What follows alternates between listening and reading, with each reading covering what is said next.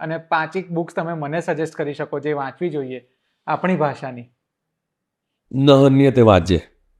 જે મૈત્રેય દેવીની નોવેલ જે ગુજરાતીમાં ટ્રાન્સલેટ થયેલી છે, જેની બધી સંજય લીલા બંસાલીએ હમ દિલ દે ચુકે સનમ ના અમુક અંશ લીધા છે, જે મારી સૌથી પ્રથમ નોવેલ જે મને સોનાલે ગિફ્ટ કરી દઈને ત્યાંથી સાહિત્ય તરફ વળ્યો હતો.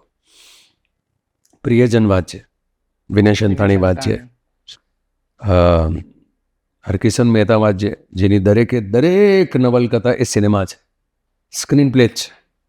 હરીન્દ્ર દવે અદભુત, ઘણા બધા લેખકો. એટલે હું 5 તો ક્યાંથી કહું, કેટલી બધી. મારા ઓફિસે આવીશું તો આમ હમણાં જ મેં 2000 બુક્સ મેં જુદી જુદી લાઇબ્રેરીઝમાં પહોંચાડી દીધી.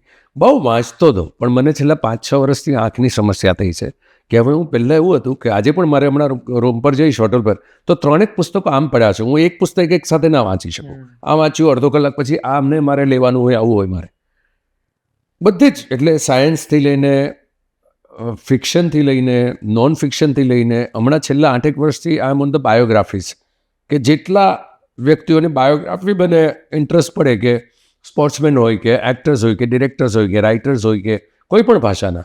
આઈ ટ્રાય ટુ. હમણાં ગુરુદત્ત અને ઇરફાનની 2 બહુ સુંદર બુક્સ આપણી ગુજરાતીમાં આવી છે, તો એ વાંચી રહ્યો છું. સંજીવ કુમારની હમણાં હું સુરત ગયો એમની એકાંકી સ્પર્ધાના ઓપનિંગ માટે, ત્યારે મને જે એમણે બુક આપી છે એ વાંચી રહ્યો છું. બહુ સુંદર છે વાંચવા માટે. તો એટલું બધું જુદું છે.